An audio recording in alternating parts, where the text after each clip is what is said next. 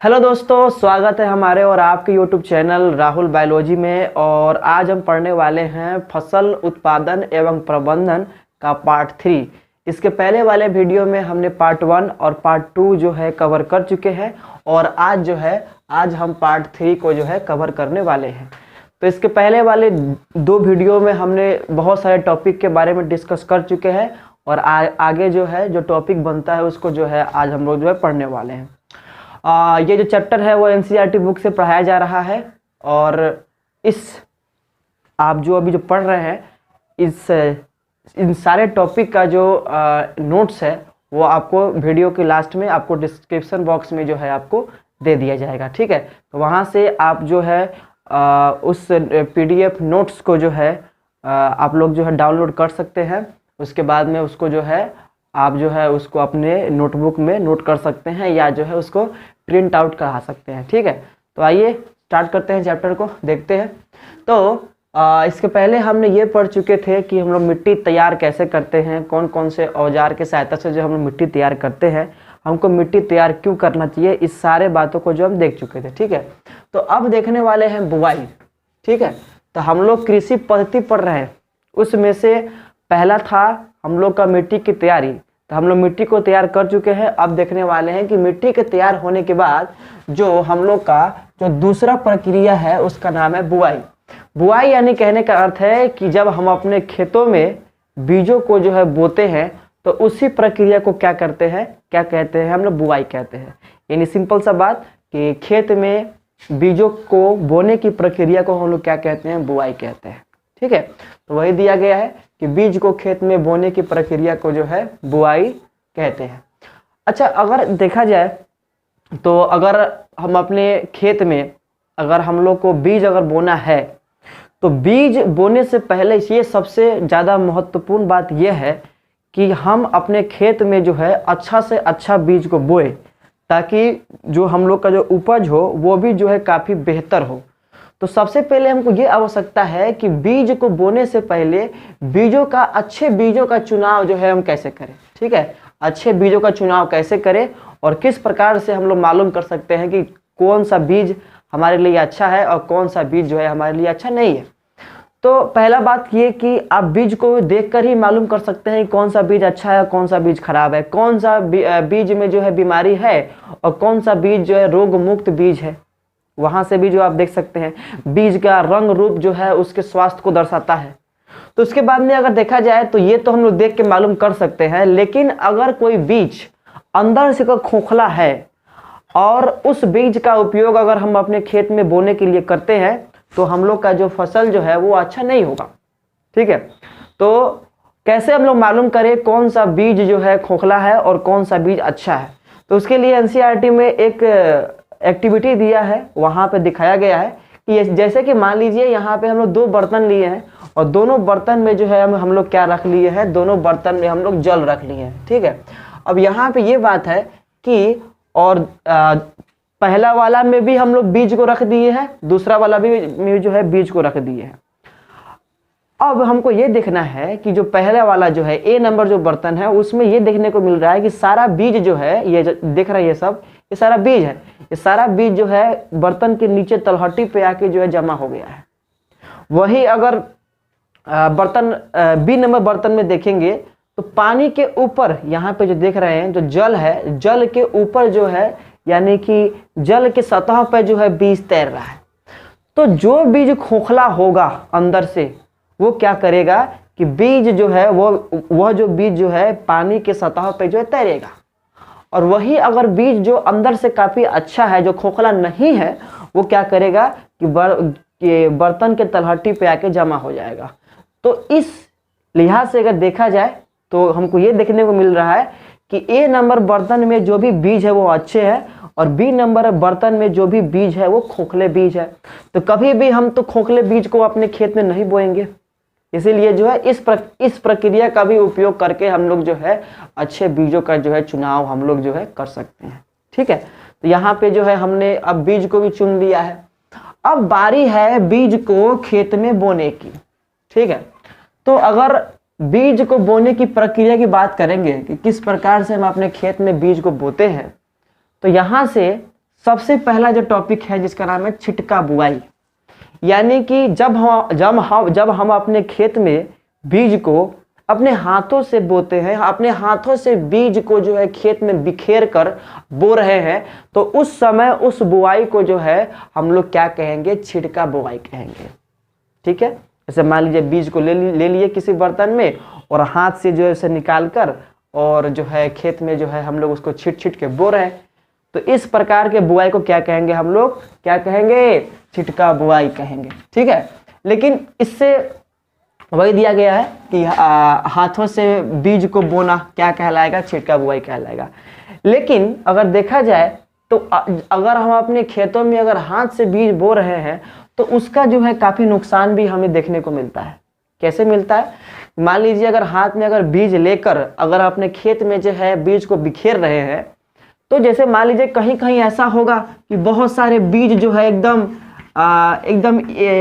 बहुत सारे बीज जो है एक ही साथ इकट्ठा हो गए हैं एक ही स्थान पे। कहीं कहीं ये देखने को मिलेगा कि एक बीज यहाँ पे है तो एक बीज यहाँ पे है, एक बीज यहाँ पे है। तो इसमें क्या हो रहा है कि इसमें काफी दूरी हो गया और इसमें यह देखने को मिल रहा है कि अधिक मात्रा में बीज जो है एक ही स्थान पे गिर गया। तो इससे नुकसान, पहला नुकसान हमको ये है कि यहाँ पे दिया गया है कि बीजों के बीच पर्याप्त दूरी नहीं मिल पाती। अब बीजों के बीच कहीं कहीं जो है दूरी काफी कम हो जाएगा, कहीं कहीं दूरी जो है काफी दूर हो जाएगा। तो इससे ये देखने को मिलेगा कि अच्छे तरह से जो है फसल जो है वो जो है नहीं हो पाएगा। ठीक है, अब मान लीजिए एक रूम है और किसी रूम में एक रूम में 10 व्यक्ति को रख दिया गया और किसी एक रूम में एक व्यक्ति को रखा गया। दोनों में अंतर है, कौन कैसे जो है जिस रूम में ज्यादा व्यक्ति है वो जो है सही से नहीं रह पाएगा। तो वही बात है यहाँ पे। तो छिटका बुआई से यही होता है कि जब हम बीज को बोते हैं खेत में तो बीजों के बीच जो है पर्याप्त दूरी जो है सही से जो है नहीं मिल पाता है। ठीक है, तो ये एक नुकसान है हमारे लिए। सेकंड नंबर नुकसान यह है कि अगर हम अपने बीज को अपने हाथों से अगर क्या बोलते हैं कि खेत में अगर बो रहे हैं तो बीज को जो है अच्छा गहराई नहीं मिल पाएगा। कोई बीज जो है ऊपर रह जाएगा, अधिकांश बीज जो है मिट्टी के ऊपर रह जाएंगे। और जब बीज मिट्टी के ऊपर रह जाएगा तो इससे सबसे बड़ा नुकसान यह है कि जो भी पक्षी है, जो भी चिड़िया है वो आएगा और ये क्या करेगा कि ऊपर जितने सारे जो बीज ऊपर है वो सारे को चुन चुन के खा जाएगा। तो जब बीज ही नहीं रहेगा तो कहाँ से फसल निकलेगा, कहाँ से पौधा निकलेगा। ठीक है, तो इसीलिए छिटका बुआई का नुकसान यह है कि बीजों के बीच पर्याप्त दूरी नहीं मिल पाती और बीजों को जो है अच्छा गहराई नहीं मिल पाता। इसीलिए इसका छिटका बुआई ना करके एक मशीन आता है जिसका नाम है सीड ड्रिल मशीन। तो सीड ड्रिल मशीन एक ऐसा मशीन है जिससे हम लोग क्या करते हैं कि उस मशीन में जो है बीज को रख देते हैं और वो मशीन जो है आगे चलता है और जिससे क्या होता है कि बीजों को अच्छा गहराई मिलता है, पर्याप्त गहराई मिलता है। ना तो बीज को ऊपर रखता है ना बीज को अंदर जो है ज्यादा करता है और दो बीजों के बीच जो है पर्याप्त दूरी भी उससे मिल पाता है। अब क्या होगा, इस कारण से क्या होगा कि जो फसल जो होगा वो काफी बेहतर होगा। ठीक है, तो यानी कि इस प्रॉब्लम का जो निवारण है वो क्या है, समस्या का समाधान यही है, सीड ड्रिल मशीन। ठीक है, आप एनसीईआरटी बुक में जाकर सीड ड्रिल मशीन के बारे में देख सकते हैं। ठीक है, तो ये हम लोग का था बीज का बुआई। तो आइए आगे देखते हैं कि खाद एवं जो उर्वरक है उसका उपयोग जो है हम किस प्रकार से अपने खेतों में जो है करते हैं। मान लीजिए कि अब हम अपने मिट्टी को तैयार कर चुके हैं, मिट्टी में जो है बीज को बो चुके हैं। अब जब हम अपने खेत में बीज को बोते हैं, बोने के बाद जब उस बीज को जब वो बीज जो है हमारे खेत में अंकुरित होकर जो है पौधा निकलता है तो उस पौधा को भी जो है बहुत सारा आवश्यकता होता है पोषक तत्वों का, जिस प्रकार से हमें है। तो उस पौधे को जीवित रहने के लिए और अच्छा से अच्छा फसल को होने के लिए काफ़ी आवश्यकता होती है पोषक तत्वों का। और वो पोषक तत्व जो है हम अपने खेत में पौधे को देते हैं खाद एवं उर्वरक के रूप में, ठीक है। खाद एवं उर्वरक के रूप में, पोषक तत्व के रूप में जो है हम लोग क्या करते हैं कि अपने खेत में जो जितने सारे पौधे हैं उसको जो है हम लोग देते हैं, ठीक है। तो यहाँ तक अगर बात करेंगे तो दोनों में अंतर क्या है और दोनों का क्या फायदा है, क्या नुकसान है, इसके बारे में देखते हैं। तो खाद एक क्या है, एक कार्बनिक पदार्थ है, ठीक है। इसमें जो है काफी अधिक मात्रा में कार्बन देखने को मिलता है। वहीं पे अगर बात करेंगे उर्वरक, तो उर्वरक क्या है, अकार्बनिक पदार्थ है, ठीक है। इसमें कार्बन की मात्रा जो है नहीं होती है, ठीक है। उसके बाद में अगर बात करेंगे कि खाद को जो है हम अपने खेत में या अपने घर पे बना सकते हैं, ठीक है। तो खाद कैसे बनता है अगर बात करेंगे, जैसे मान लीजिए गाय का गोबर हो गया, या कोई पौधा है जो है सूख चुका है, या भूसा हो गया, या घर का जो भी छिलका उल्का है, सब्जी का छिलका उल्का है, इन सभी से जो है हम लोग खाद बना सकते हैं।